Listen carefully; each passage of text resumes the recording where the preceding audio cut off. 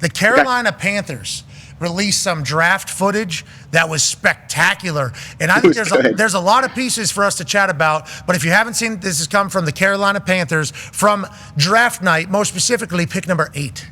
Some trade discussions going on at the time, but I was kind of hoping that the trade would fall through because I really wanted to take T-Mac. O-line or tight end at 7, so our guys going to be able to... Let's just hold off and see if the Rams call. Yeah. I'm wired, and you guys can see it on the blueprint video. Like, I want to trade up, I want to trade back. I just want action. When Mason got picked, I knew we were going to have an opportunity to trade our pick. We had action. It's kind of big for us. No pressure, though. It's fine. I'm fine.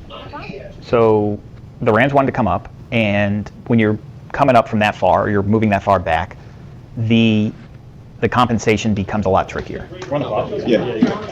Do you know what you want to do? Mm-hmm. I do. No call shit.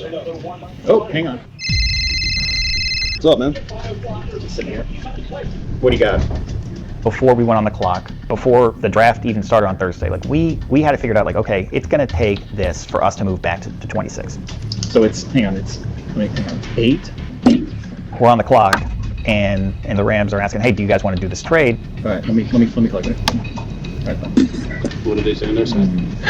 We had a little bit of trade stuff going on that we were kind of working through. You know, they would have had to give us the moon for us to trade out of that spot. It's still not the same deal we talked about. Mm-hmm. So for me, it was no different than free agency or even doing an extension. Like, I'm just following a script and a plan.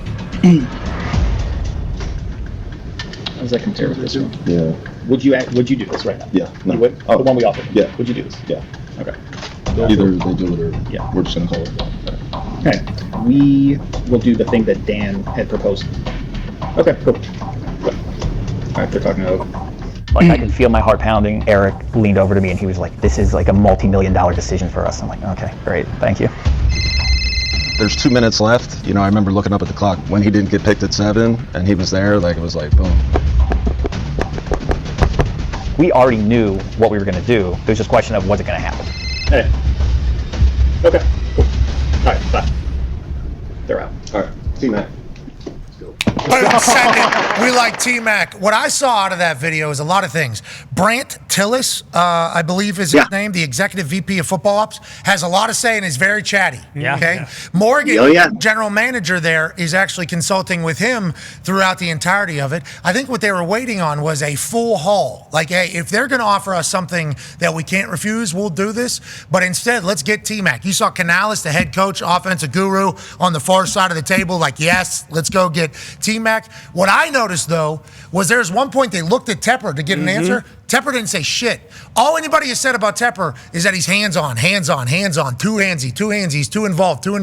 He's not letting the football people do their thing. We just watched in the biggest moment for their franchise, first-round pick, top 10 pick. He just sat there and let everybody do their jobs.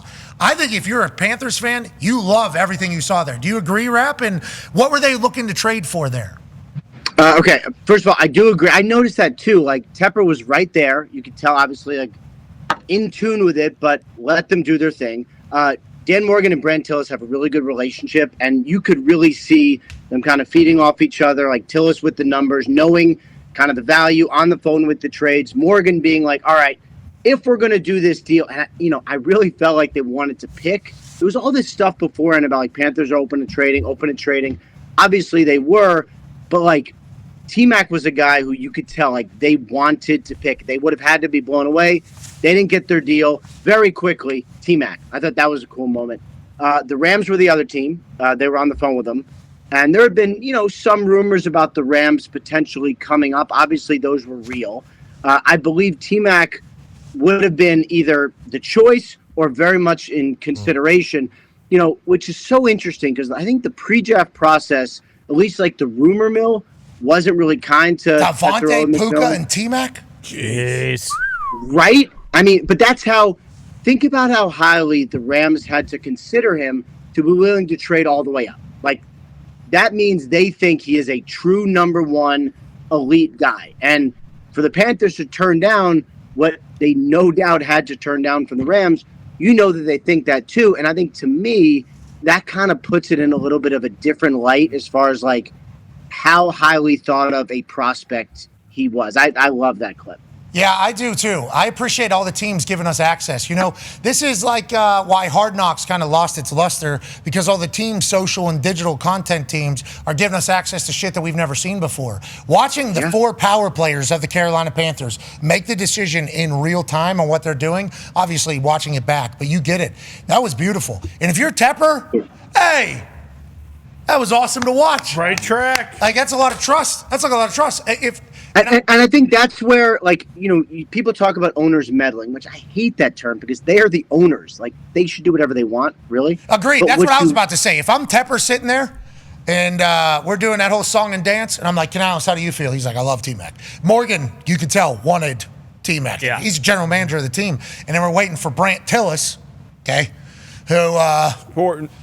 I agree, very, very important. But watching them all just kind of let them do their thing and then like process it and get to the end, it's like, that seems like a very sound operation. That feels like what the Carolina Panthers were considered 2 years ago, year and a half ago. Bingo. Complete opposite from just that clip.